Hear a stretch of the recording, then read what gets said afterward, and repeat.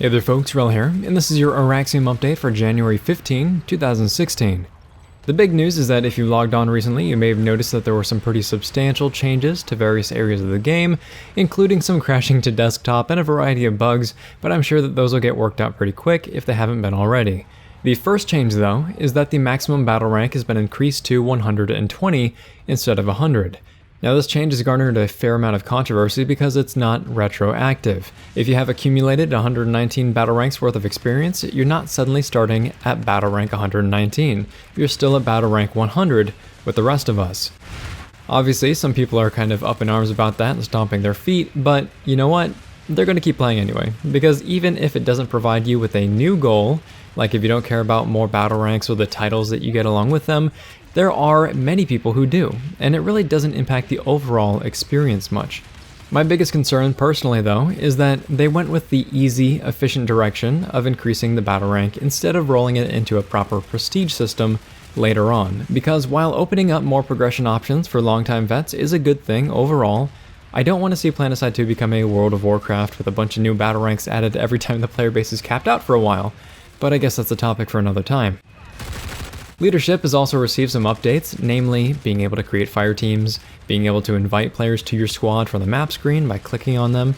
You can also assign platoon members to different squads from the map screen. You can also remove individual waypoints now from the map screen.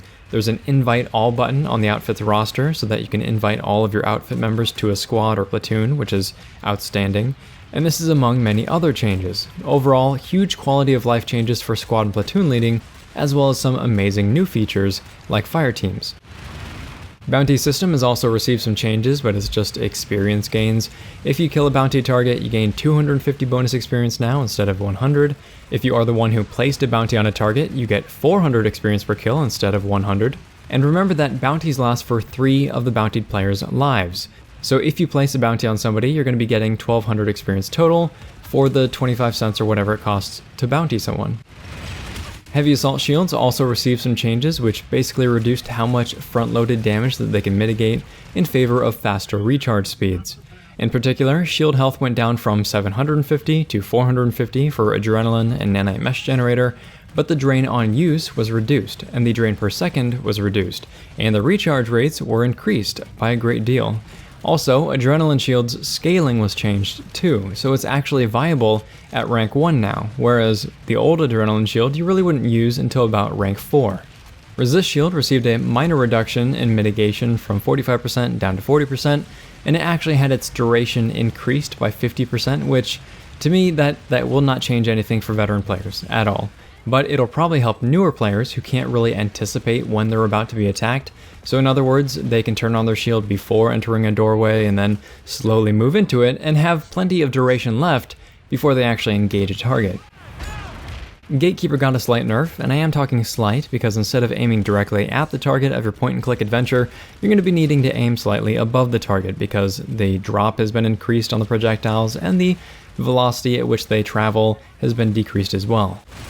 On the Harasser version though, the changes were a little bit more significant since they added recoil and a bit more drop, and what this should do is make it so there are less solo harassers camping mountaintops, and it'll still be viable, but it should also be less rewarding for the same amount of effort. Battle rifles got buffs in the handling and damage department, and were also given smoke and grenade underbarrels, which means that combat medics and engineers now have access to 2 different weapons that can equip underbarrels, instead of being stuck with an S variant of your carbine or assault rifle. Heavy assaults will receive their first non-directive weapon that can actually use underbarrels, since LMGs do not have access to them, and the only weapon that had an underbarrel attached for heavies was the NC's Brawler directive shotgun, which had an underbarrel shotgun. The directed battle rifles also receive some increases. They basically have super high velocity ammo now, which means that high velocity ammo with no recoil penalty, and they act as if they have a compensator equipped and a forward grip equipped. So basically, they're long-range setups for battle rifles. They did also receive some Empire-specific flavor as well though. TR's battle rifle got bonus magazine size, NC's battle rifle got even better projectile speeds, and VS's battle rifle got a faster short reload. So fun changes there, and there were some other balance changes as well, namely Pulsar LSW got its ADS moving cone of fire reverted, since that buff was never intended in the first place. Flash grenades now have a 1.5 second fuse timer, which means you have more control over them at the cost of less range. Flash suppressors got a buff, lightning tanks can now unlock engagement radar, Valkyries can safe drop without squad logistics equipped, and the medical applicator's range has been standardized to 6 meters on revives. This is an important change because previously, 6 meters was the max rank range at which you could revive somebody.